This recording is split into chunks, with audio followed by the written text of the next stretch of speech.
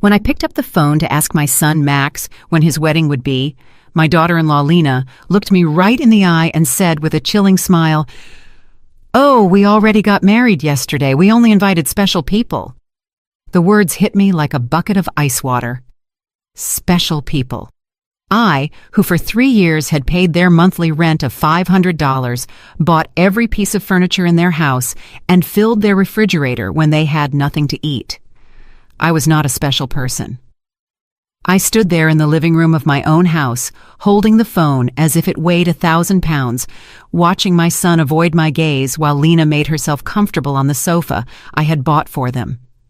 The pale pink dress I had picked out for her wedding hung uselessly in my closet, along with the new shoes and the illusion of being part of the most important day of my only son's life.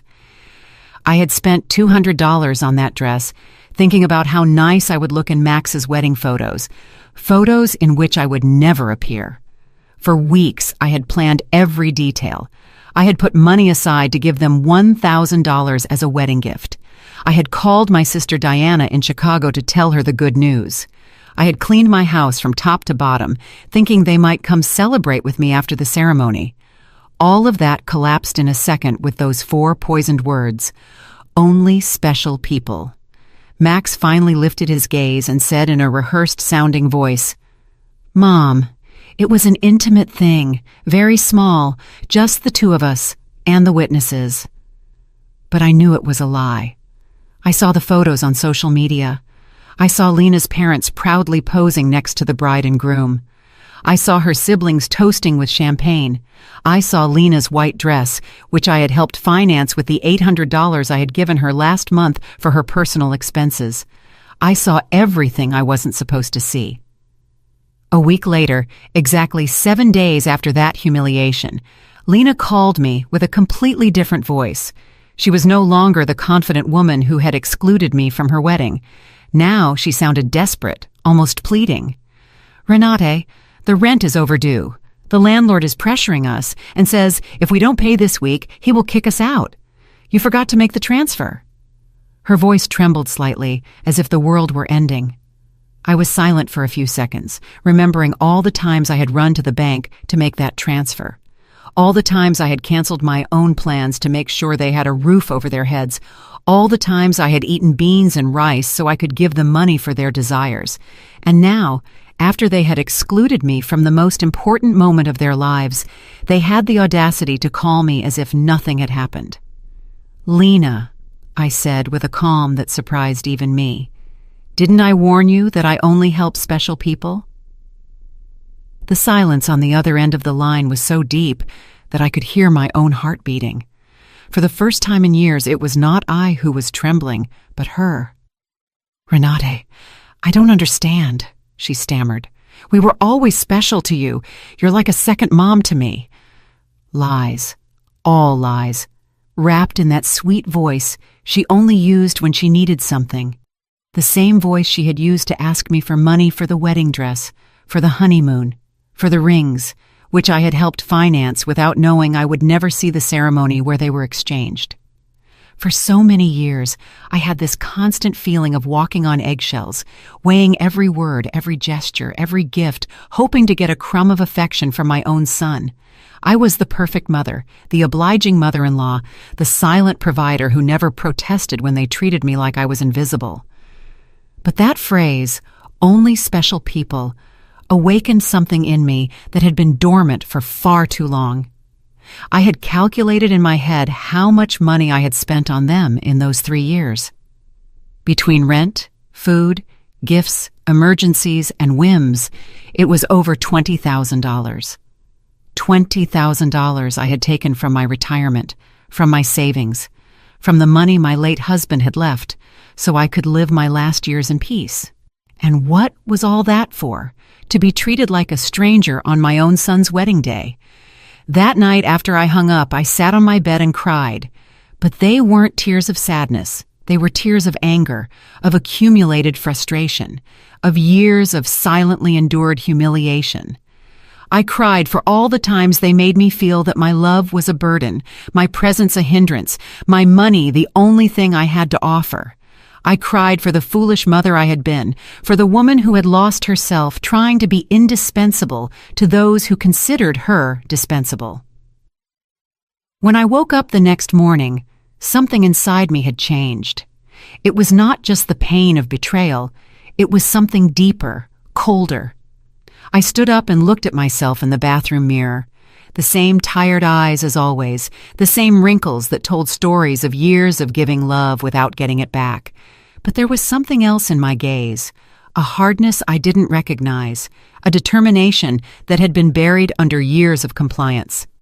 I went to the kitchen and made coffee, as I had every morning for 40 years, but this time I didn't think about calling Max to ask how he had slept. I didn't check my phone in anticipation of a message from him apologizing for the previous day's humiliation. For the first time in a long time, I was my own first concern of the day. I sat at the table where I had so often planned surprises for them, counted bills for their expenses, and cried silently when they treated me with indifference. Now, this table would be a witness to something completely different. I took out my checkbook, my bank statements, and started to do the math. I wanted to see, in exact numbers, the extent of my own foolishness. Monthly rent of $500 multiplied by 36 months was $18,000. Food and supplies, approximately $200 a month, was another $7,200.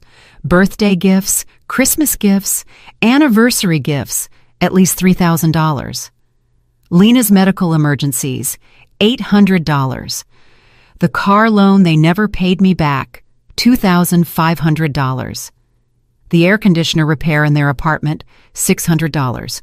The living room furniture, $1,200, $33,400. That was the exact sum of my generosity. $33,400 I had wasted from my husband's inheritance, from my pension, from the savings I had put aside penny by penny for decades of honest work. All that money thrown out the window to keep two adults comfortable who couldn't even pretend to respect me. The phone rang, and I saw Max's name on the screen. Normally, my heart would have pounded as I ran to answer, hoping he would finally apologize and explain that everything had been a misunderstanding. But this time, I let it ring once, twice, 3 times. Finally, it fell silent, and I continued drinking my coffee as if nothing had happened. 10 minutes later, it rang again. This time, it was Lena. I let it ring too. Then a text came from Max. "Mom, please answer. We need to talk." I deleted the message without replying. At 2 o'clock in the afternoon, I decided to go for a walk. I hadn't done that in months without a specific purpose, without an errand related to them. It was always the bank for transfers, the supermarket to buy them something they needed, the pharmacy for Lena's medications. Today, I went for a walk just because I wanted to. I walked past the park where I had often taken Max as a child. I remembered that sweet boy who hugged me tight and said I was the best mom in the world. When had he become this man who treated me like an ATM with feelings? When did I start confusing love with money? When did I start to believe I had to buy my own son's affection? At the bank where I had so often made automatic transfers, I stopped in front of the door. The branch manager, Mr. Klein, saw me through the glass and waved. I had known him for years. He had processed every one of my transfers to Max and Lena. He had watched my account drain month after month to fill theirs. I went inside and walked directly to his office. "Mr. Klein," I told him, "I need to cancel the automatic transfers I have programmed." He looked at me, surprised. For 3 years, these transfers had been as regular as the sunrise. "Are you sure, Mrs. Richter? Did something happen?" His concern was genuine, more genuine than any interest Max had shown in me in recent months. "What happened is that I finally opened my eyes," I replied. "I want to cancel everything, and I also want information on how to protect my accounts. I don't want anyone else to have access to my money." While Mr. Klein processed the cancellations, my phone didn't stop ringing. Max, Lena, Max again. It was as if they had developed radar to detect when their source of income was in danger. I turned the phone off completely. "Mrs. Richter," Mr. Klein said as he handed me the papers. "I apologize for intruding, but in all these years, I have seen you be very generous with your family. I hope you are not being pressured to make these changes." His words touched me deeply. This man, who barely knew me beyond bank transactions, showed more genuine concern for my well-being than my own son. "I'm not being pressured, Mr. Klein.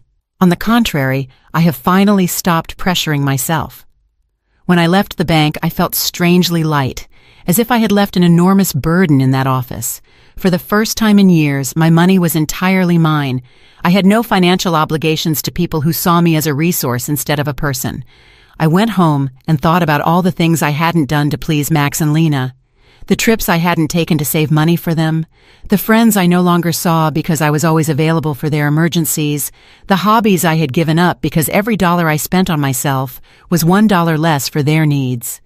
When I got home, I found 3 cars parked in front of my door, Max's, Lena's, and one I didn't recognize. I could see movement inside my house through the windows. My blood ran cold. They had keys. I had given them keys because I trusted them, because I thought they would one day take care of me just as I had taken care of them. I took a deep breath before opening the door. It was time for the first real confrontation of my new life. I opened the door to my house and saw a scene I will never forget. Max was sitting on my sofa with his head in his hands. Lena was pacing back and forth like a caged animal, and an older man I didn't know was going through papers on my dining table. My papers, my personal documents. "What is happening here?" I asked in a voice that sounded louder than I expected. All 3 of them looked at me as if I were the intruder in my own house. Lena was the first to speak, and her voice had that desperate urgency I had already heard on the phone. "Renata, thank God you're here. We need to talk. Mr. Fisher is from the law firm we consulted about your situation." "My situation?" The question came out of my mouth with a calm that surprised me. "What situation? I'm doing perfectly fine." Max finally lifted his head and looked at me with those eyes that once belonged to an innocent child and now only reflected financial panic. "Mom, we went to the bank and they told us you canceled all the transfers. Mr. Klein explained that you also blocked our access to your accounts. We don't understand why you did that." Mr. Fisher, a man in his 50s in a gray suit and a smile that didn't inspire confidence, approached me with an outstretched hand. "Mrs. Richter, I am Dr. Fisher, a family law attorney. Your children are concerned about your mental well-being and have asked me to assess the situation." I didn't shake his hand. Instead, I went directly to my dining table and collected all my documents that he had been reviewing without my permission. "These are my private papers. You have no right to look at them without my consent." "Mom," Max interjected with that condescending voice he had perfected in recent years, "we're worried about you. Your behavior has been very strange lately. First, you financially cut us off without an explanation. Then you don't answer our calls. We think you might need professional help." Lena approached and tried to take my hand with that fake tenderness she reserved for moments when she needed something. "Renate, honey, we know you're under a lot of stress. Maybe the loneliness is affecting you more than you think. At your age, episodes of confusion are normal." The word confusion echoed in my head like an alarm bell. Now I understood why they had brought the lawyer. It wasn't about helping me. It was about declaring me mentally incompetent and taking control of my finances. The same woman who had told me they only invited special people to their wedding was now treating me like a senile old lady. "I am not confused," I said with a firmness that silenced everyone. "I am clearer than I have been in years, and you are going to leave my house right now." Mr. Fisher interjected with that professional voice lawyers use when they want to sound reasonable. "Mrs. Richter, I understand you feel overwhelmed, but your children have a right to intervene if they believe your ability to make financial decisions is impaired. They have documented several concerning behaviors." Concerning behaviors. The laugh that came from my throat was hoarse, almost cruel. Like what? Deciding that my money belongs to me? Deciding to no longer finance the lives of 2 adults who treat me like trash? Lena jumped up as if I had slapped her. "We never treated you badly. You are part of our family. Everything you have will belong to us one day anyway. We are just speeding up the process." There was the naked, unvarnished truth. Everything I had would one day belong to them. In their minds, I was already dead and they were just collecting their inheritance in advance. It didn't matter if I had 70 years or 70 days left. To them, I was just an ATM with legs that had become problematic. "Out," I said, pointing to the door. "All three of you get out of my house." Max stood up with that angry, childlike face he made when he didn't get his way. "Mom, we can't just leave. We have obligations. The rent, the car payments, the credit card you co-signed for. You can't just cut us off from one day to the next." "I can't?" My voice rose for the first time in the entire conversation. "Who says I can't? For years I have paid rent that wasn't even in my name. I filled a refrigerator in a house where I was not welcome. I financed a life that clearly had no place for me." Mr. Fisher took a folder from his briefcase and placed it on my table. "Mrs. Richter, we have prepared some documents that could facilitate this transition. A power of attorney that would allow Max and Lena to manage your finances more efficiently. This would just be temporary until you feel better." I took the folder and, without even opening it, threw it directly into the trash can. "The only transition that is going to happen here is yours to the front door." Lena started to cry, but they weren't tears of sadness. They were tears of frustration, of contained rage. "You can't do this to us, Renate. We were counting on you. We made plans based on your support. We bought things. We took on financial obligations because we knew we could count on you." "Obligations based on my money," I replied. "Not on my well-being, not on my happiness, not on my company, just on my money. And now that I have decided that my money is better used in my own life, I am suddenly a confused old woman who needs legal guardianship?" Max tried to approach me, but I took a step back. He was no longer the boy who ran into my arms when he had nightmares. He was a 35-year-old man who saw his mother as an obstacle between himself and a comfortable life financed by others. "Mom, we made mistakes," he said in a voice that was supposed to sound remorseful. "The wedding was a misunderstanding. Lena was nervous. I was under pressure. We can fix this if you just become reasonable again." Reasonable. The word tasted bitter in my mouth. Being reasonable means continuing to pay for your life while you treat me like a stranger. It means pretending it doesn't hurt to have been excluded from the most important day of my only son's life. Mr. Fisher packed his papers with the efficiency of someone who is used to having proposals rejected.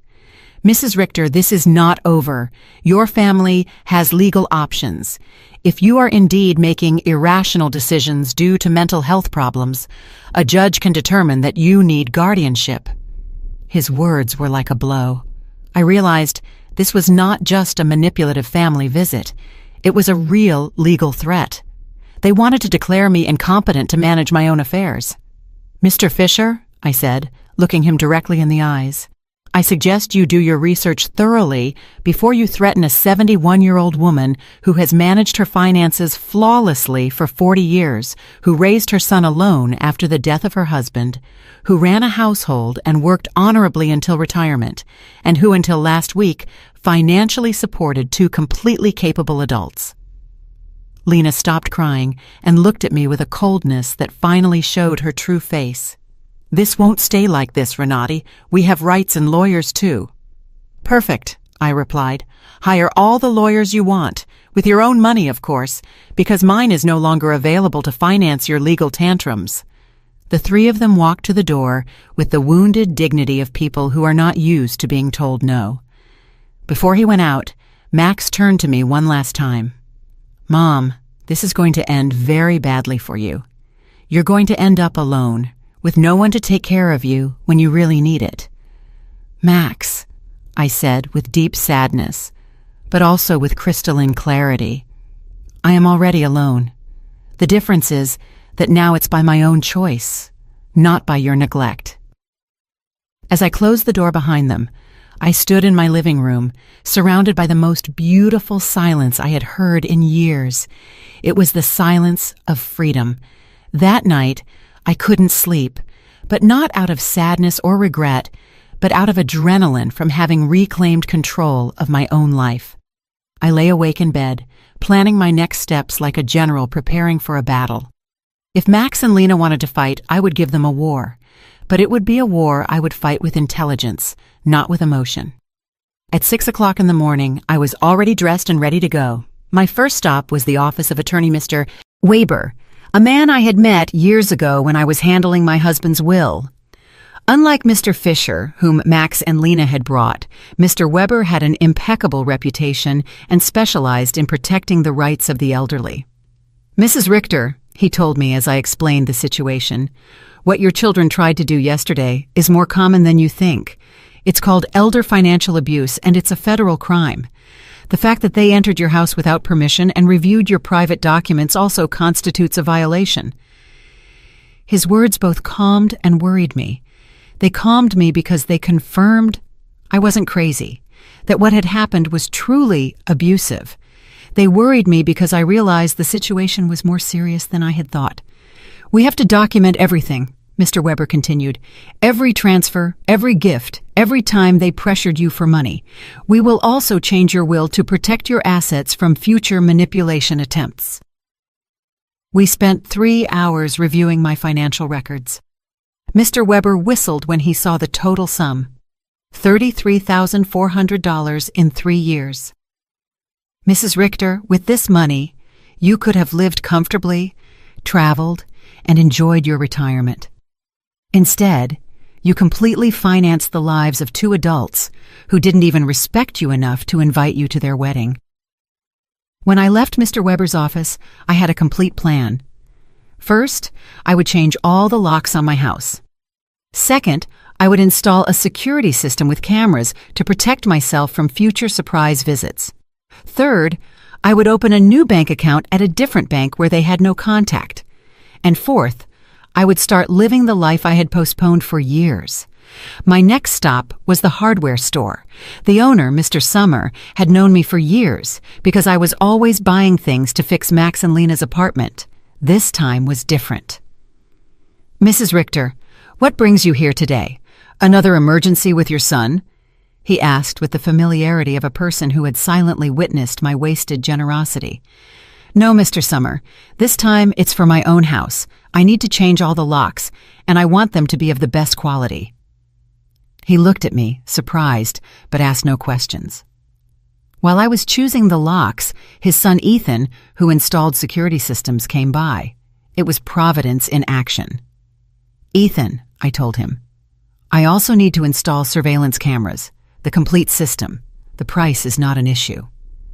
While they were preparing everything for the installation the next day, I received a call from an unknown number. It was Lena calling from someone else's phone because I had blocked her number after the previous day's confrontation. "Renate, it's Lena. Please don't hang up. We need to talk like civilized adults." "Speak," I said dryly. "Listen, I understand you're upset about the wedding. It was a mistake. Max and I have talked about it, and we want to make it up to you. How about we have a special dinner to celebrate our wedding with you? We can do it at your house, cook together like we used to." The manipulation in her words was so obvious that I almost had to laugh. "Lena, how much rent do you owe exactly?" The silence on the other end confirmed that I had hit a nerve. Well, it's 2 months, $1,000 total. But I'm not just calling for that, Renate. We really miss you in our lives." "Do you miss me or my money?" I asked directly. "Both," she replied with a surprising honesty. "Renate, I won't lie to you.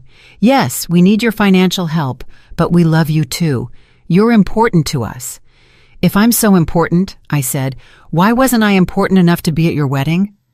Why am I not important enough to get a call that doesn't ask for money? When was the last time you called me just to ask how I was doing?" Another silence. We both knew the answer. Never. "Lena, I'm only going to explain this to you once. For 3 years, you have treated me like an ATM with feelings. You used me. You ignored me. You humiliated me, and finally, you insulted me in the worst possible way. Now that the money is running out, you suddenly discover you love me." "Renat, please." I cut her off. "There is no please. You made your choice when you decided I wasn't special enough to be at your wedding. Now I'm making mine." I hung up and turned the phone off completely. I didn't want any more interruptions on my day of liberation. That afternoon, I went to the beauty salon I hadn't been to in over a year. I always canceled my appointments because Max or Lena needed something urgent, or because the money I had set aside for myself became an emergency for them. "Mrs. Richter?" my favorite hairstylist Cynthia called out. "What a surprise! I thought you had forgotten us." "I didn't forget you, Cynthia. I just forgot that I also deserve to be pampered." I treated myself to the full treatment: cut, color, manicure, pedicure. For the first time in years, I spent money on myself without feeling guilty. While Cynthia worked on my hair, she told me about her life, her children, her dreams. It was refreshing to have a conversation that didn't revolve around Max and Lena's needs. "You look beautiful, Mrs. Richter," she said when she was done. "But more than that, you look free. Did something good happen?" "Yes, Cynthia. I finally learned to say no." When I got home that afternoon, there was a car in front of my door that I didn't recognize. My heart raced for a moment, thinking Max and Lena might have come back with reinforcements. But as I got closer, I saw an older woman sitting on the steps of my porch. "Mrs. Richter?"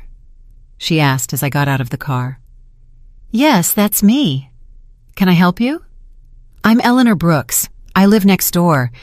We've been neighbors for years, but we've never had a chance to talk. Yesterday I heard very loud voices in your house, and I got worried. Is everything okay?" Her sincere concern touched me deeply. Here was a stranger who showed more interest in my well-being than my own son. "Come in, Mrs. Brooks. I'll make you a coffee, and I'll tell you a story you won't believe." While I was making coffee, I told her the whole situation. Eleanor listened without interrupting, nodding occasionally, and when I finished my story, her eyes were filled with tears. "Mrs. Richter," she said, "you did the right thing. I went through something similar with my daughter 5 years ago. I also thought it was my duty to finance her adult life. I also believed they wouldn't love me if I didn't give them money. What happened? I cut off the money when I realized they only called me when they needed something. At first it was terrible. They threatened me, emotionally blackmailed me, tried to make me feel guilty. But after 6 months, my daughter called to genuinely apologize. Now we have a real relationship based on love, not on money." Her words gave me hope and confirmed that I had made the right decision. "Do you think Max and Lena will understand one day?" "Maybe yes, maybe no," she answered honestly. "But that's no longer your responsibility, Mrs. Richter. Your responsibility now is to live your own life." That night, for the first time in 3 years, I went to bed without worrying about whether Max and Lena had money for rent, for food, for their whims. I went to bed thinking about myself, my plans, my future, and I slept better than I had in years. The next day, Ethan and Mr. Summer came at 8 in the morning to change the locks and install the security system. While they worked, my phone didn't stop ringing from unknown numbers. Lena was still trying to contact me from different phones, but I had developed a new skill, completely ignoring calls that didn't suit me. "Mrs. Richter," Ethan said as he installed the cameras, "this system will give you absolute peace of mind. You can see from your phone who is coming to your house, even when you're not here. And if someone breaks in without permission, an alert is automatically sent to the police." The irony was not lost on me. I was installing a security system to protect myself from my own son, but it didn't hurt as much as it used to. It was simply a practical measure to maintain my newfound peace. While they were working, I decided to do something I hadn't done in years: call my sister, Diana, in Chicago. We had lost touch because every time we talked, I would tell her about Max and Lena's successes, about how much money I had spent on them, about how proud I was to be able to help them. I now realized that our conversations had become financial reports disguised as family news. "Renate," Diana answered, surprised. "Sister, how are you? We haven't spoken in months." "I'm good, Diana. Better than good. I'm calling you to tell you that I've finally come to my senses. I told her the whole story from the beginning, the secret wedding, the humiliation, the visit with the lawyer, my decision to cut off the funding. Diana listened to me in silence, and when I was done, her answer surprised me. Renate, sister, it was about time. Every time we spoke, it broke my heart to hear you brag about how much money you gave them, as if love could be measured in dollars. I wanted to tell you something, but I didn't know how. What did you want to tell me? That Max never spoke lovingly about you when I saw him at family gatherings. It was always, my mom helped me with this, or my mom bought me that, but never, I miss my mom, or I love my mom.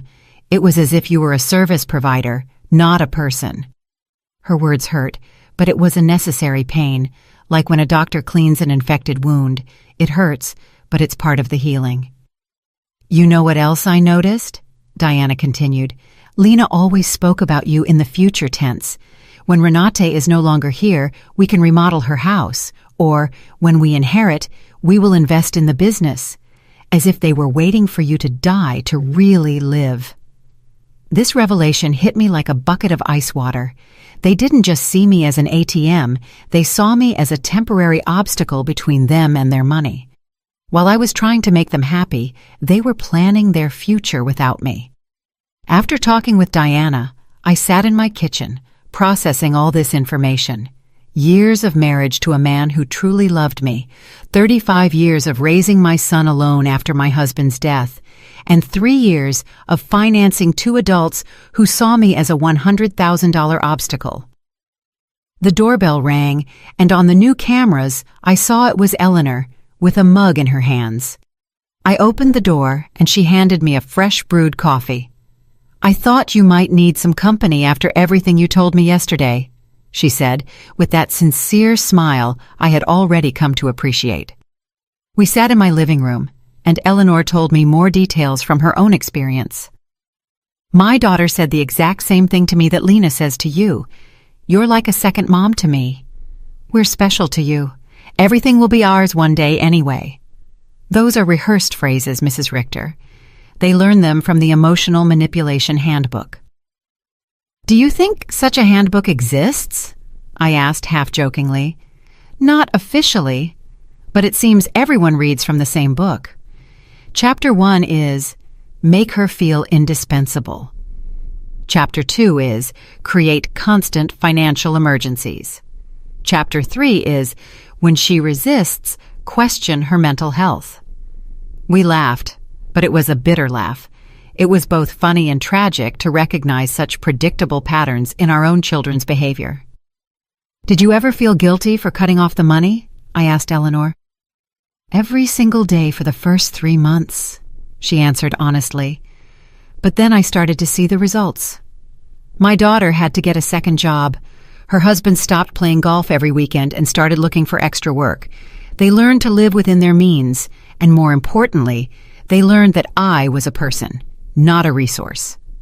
That afternoon, I decided to do something I had postponed for years, visit my husband's grave.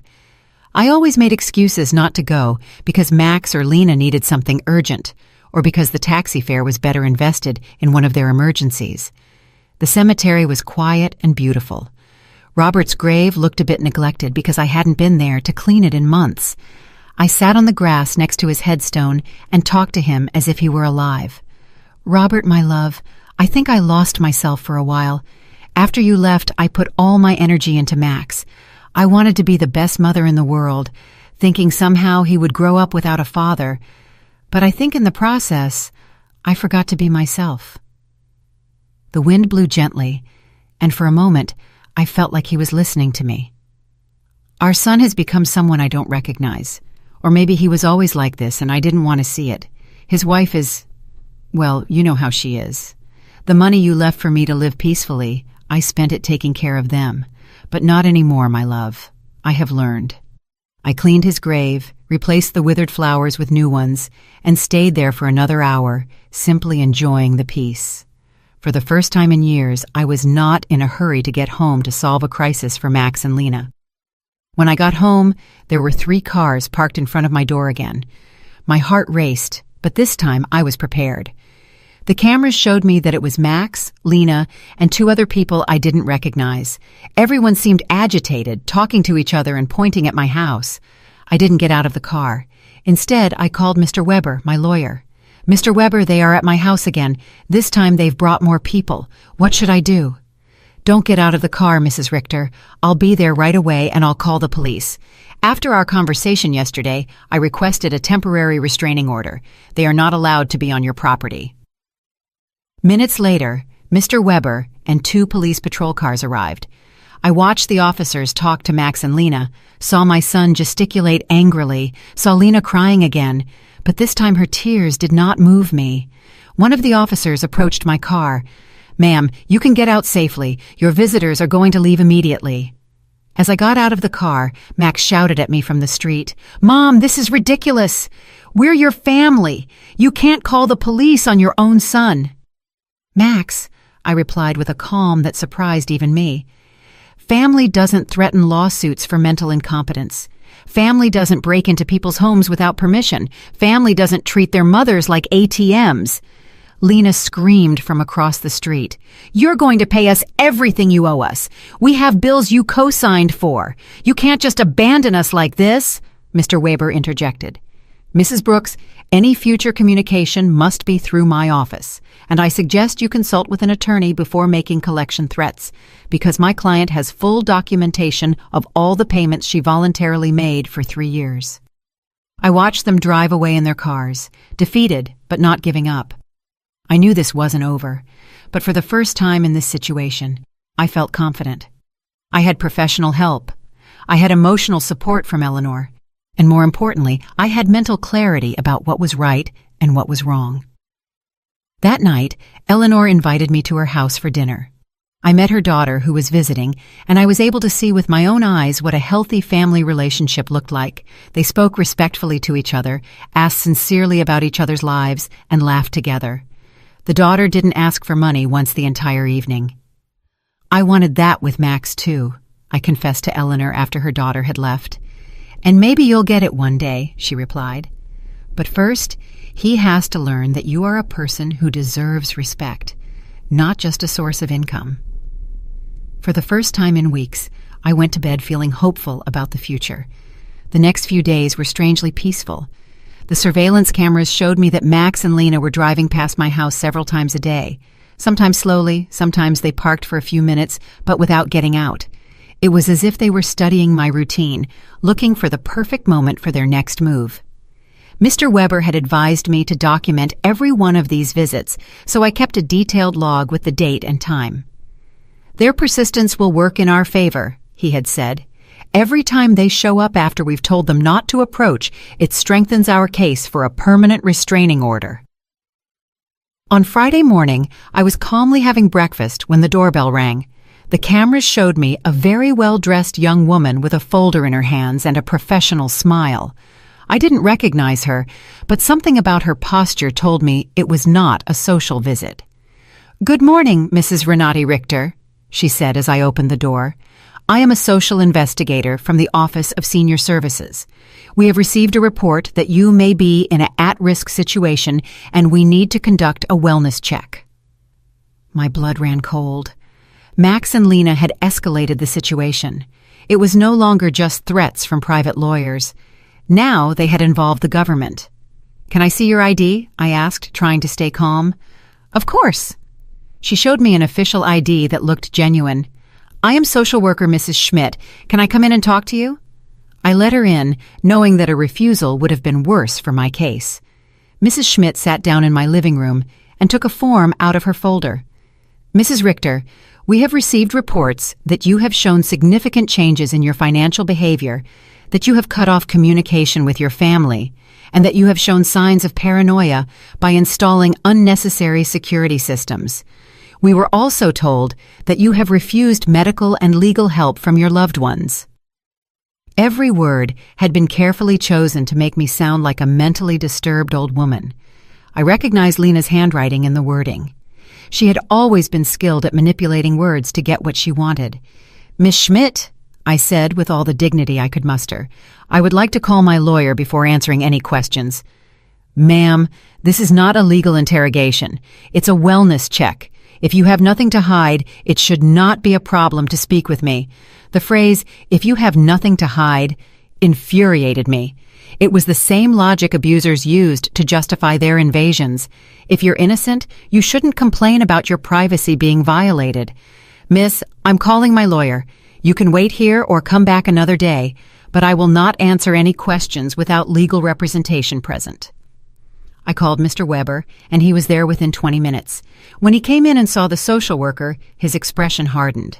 "Miss Schmidt," he said after checking her ID, "I hope you have a court order to be here, because my client is under my legal representation, and any unauthorized investigation constitutes harassment."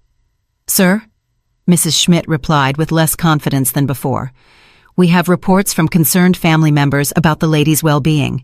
It's our duty to investigate." "What family?" Mr. Weber asked dryly. "The same family that tried to get her to sign a power of attorney without representation. The same family that broke into her house without permission and checked her private documents. The same family that excluded her from important events while living off her money."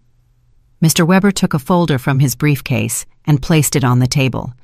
"Here, I have complete documentation of my client's financial and emotional abuse. $33,400 that were withdrawn from her accounts in 3 years. Systematic social exclusion and emotional blackmail. If someone needs to be investigated here, it is not my client." Mrs. Schmidt reviewed the documents with growing discomfort. It was obvious that the information she had been given did not match the reality she had in front of her. "Mrs. Richter," she said finally, "can you explain to me why you so abruptly stopped financial support for your son?" "Because I finally discovered they were using me," I replied simply. "Because I realized that to them, I wasn't a mother, but a bank account. Because I was tired of financing the lives of people who saw me as an obstacle." "But don't you feel it's your responsibility to help your family?" The question outraged me. "Miss Schmidt, my responsibility as a mother was to raise my son until he was 18, to educate him, and to give him the tools to be an independent adult. My son is 35 years old, married, and perfectly capable of supporting himself. Financing his adult life is not my responsibility. It is my choice, and I have chosen not to do so anymore." Mr. Weber interjected. "Miss Schmidt, would you consider it normal for a 35-year-old adult to be unable to pay his own rent without the help of his 71-year-old mother?" Mrs. Schmidt did not answer right away. I could see she was reevaluating the entire situation. "Mrs. Richter," she asked after a moment, "do you manage your own finances completely? I can show you my bank statements, my investments, my tax payments. Everything is current and in order. Do you live independently? As you can see, I keep my house clean. I take care of myself physically. I drive my own car. I have healthy social relationships with my neighbors. Do you take any medication?" "Just vitamins and occasionally aspirin. I don't have any medical conditions that require medication." Mr. Weber added, "My client has just undergone extensive medical exams as part of our legal process. She is in perfect mental and physical condition." Mrs. Schmidt closed her folder and sighed. "Mrs. Richter, based on this conversation and the documentation I have reviewed, I see no indication that you are at risk or in need of intervention. I will close this case." After she left, Mr. Weber and I remained silent for a few minutes. "Renat," he said finally, "this is going to continue to escalate. Max and Lena are spending money they don't have to hire professionals to try to have you declared incompetent." "Does that mean they are desperate?" "It means that exactly. What else can they do?" "They can file a lawsuit for incompetence. It's expensive and hard to win, but if they find a sympathetic judge and a psychiatrist willing to testify in their favor, they could get a guardian assigned." The thought terrified me.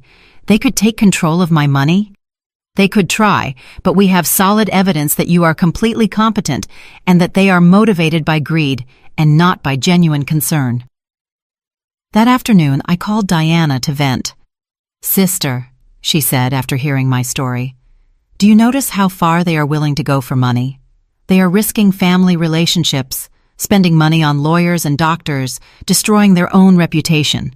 all to get access to your bank account again." Her words made me think. Max and Lena had completely revealed their true nature. There was no going back. There was no possibility of a genuine reconciliation. To them, I had never been a mother or a respected mother-in-law. I had always just been money on legs.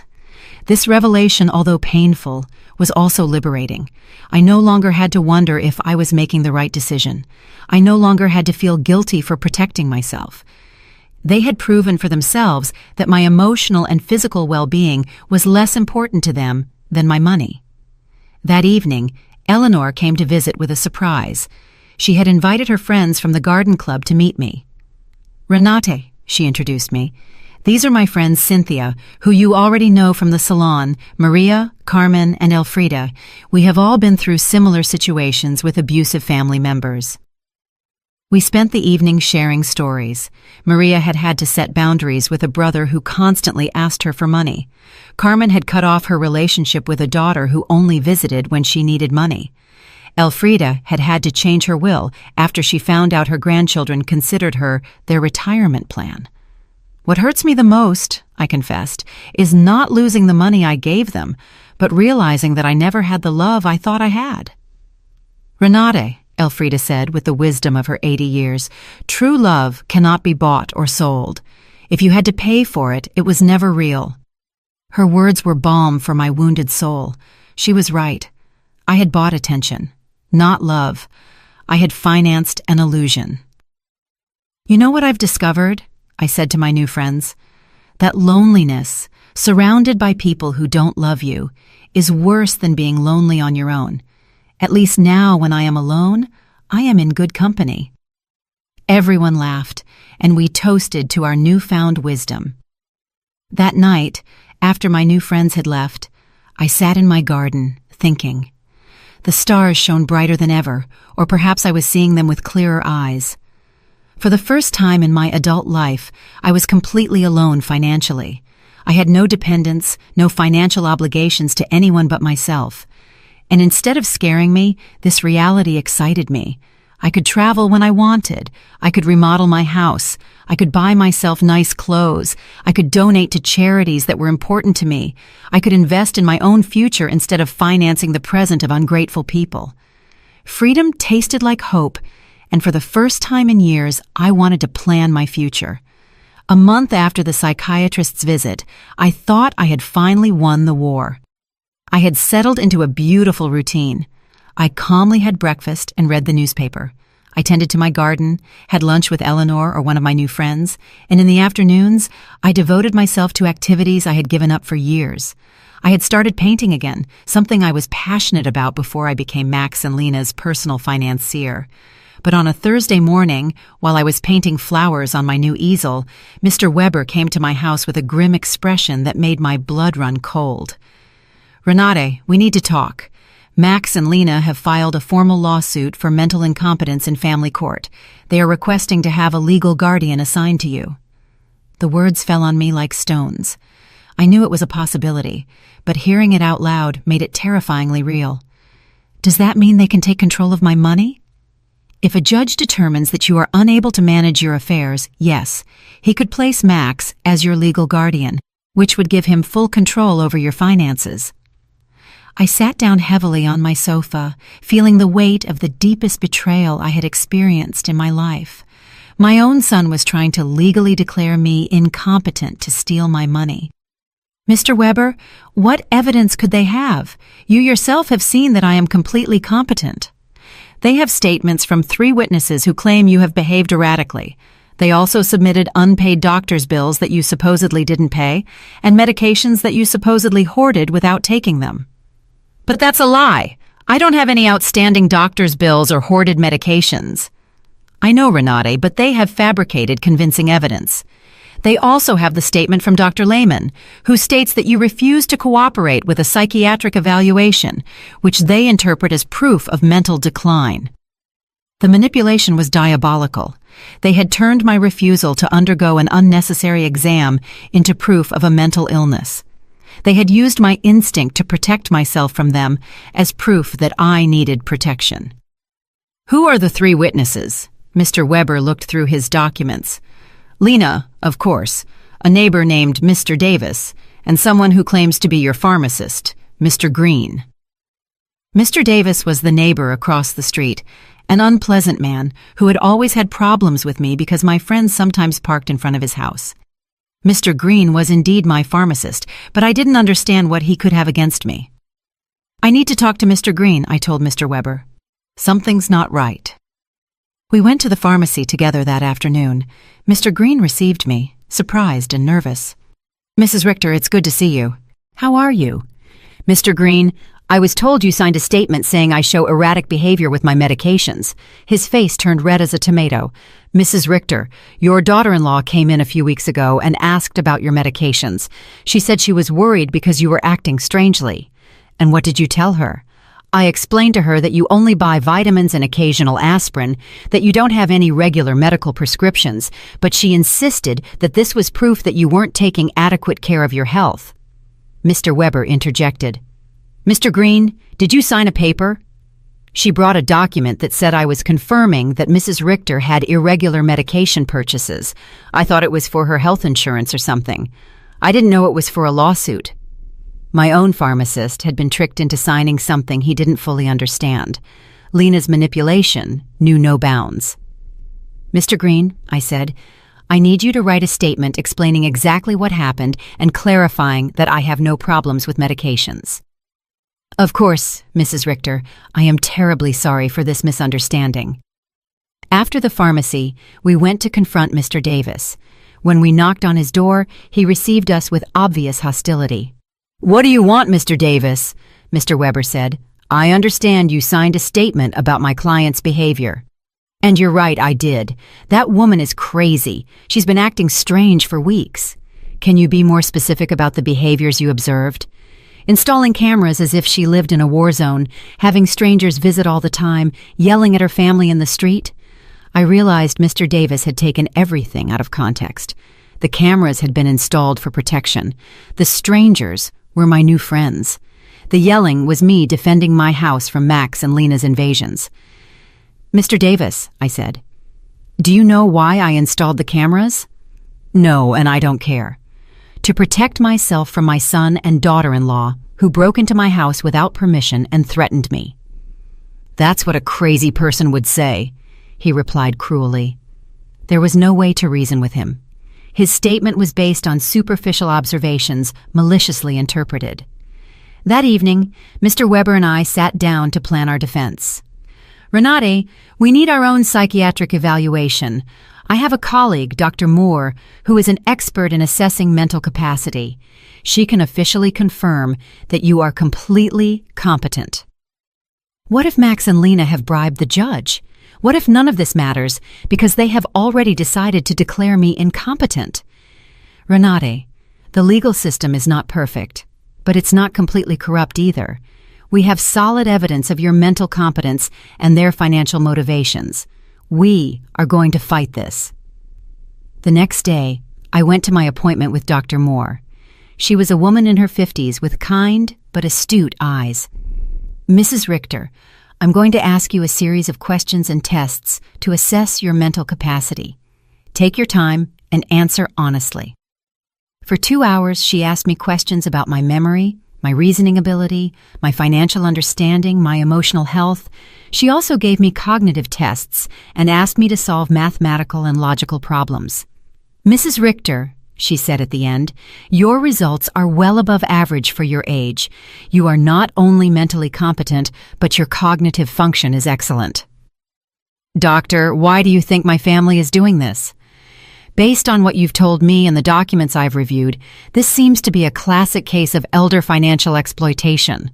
Unfortunately, it's more common than people think." I left the consultation feeling validated, but also sad.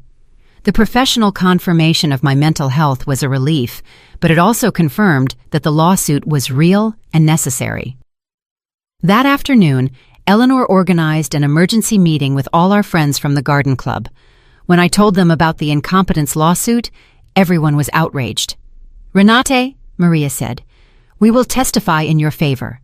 We have been with you for weeks, and anyone can see that you are doing great." "Better than great," Cynthia added.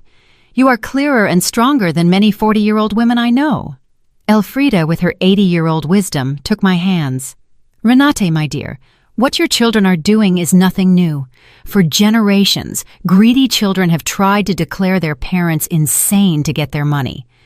But you have something many of these victims didn't have: documentation, legal support, and friends who can testify for you."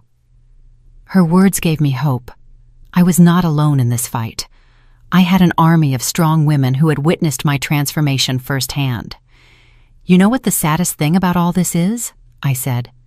"That Max and Lena are willing to destroy any future possibility of reconciliation for money. Even if I were willing to forgive everything so far, there's no going back from this." "And maybe that's for the best," Cynthia replied. "At least now you know exactly who they are and you can act accordingly." That night, for the first time since this nightmare began, I really cried. Not out of sadness, but out of grief. I said my final goodbye to the son I thought I had, to the dream of a loving family, to the illusion that unconditional love was reciprocated. But something new also emerged within me, an iron determination not to let myself be stripped not only of my money, but also of my dignity and my freedom. The war had officially begun, but I was ready to fight. The trial came 3 weeks later. I woke up early, put on my best black suit, and looked at myself in the mirror with a determination I had never felt before. Today, not only my mental capacity would be judged, my dignity as a person, my right to live free from abuse, my value beyond my bank account would be judged. Mr. Weber came at 7 in the morning to go over our strategy one last time. "Renate, remember, the burden of proof is on them. They have to prove that you are incompetent. We just have to show that you are not." "And what if the judge is already biased?" "Judge Miller has a reputation for being fair. I researched his past cases, and he doesn't automatically favor families. He is dedicated to protecting the rights of the elderly." We arrived at the courthouse at 9 in the morning. In the hallway, I saw Max in a new suit that he probably bought for the occasion, and Lena dressed in black as if she were at a funeral. Maybe it was one, the funeral of our family relationship. When our eyes met, Max avoided my gaze, but Lena held my gaze with a coldness that confirmed that for her, this was just a business transaction. Their lawyer was an older, elegant man with the kind of confidence that comes from winning similar cases before.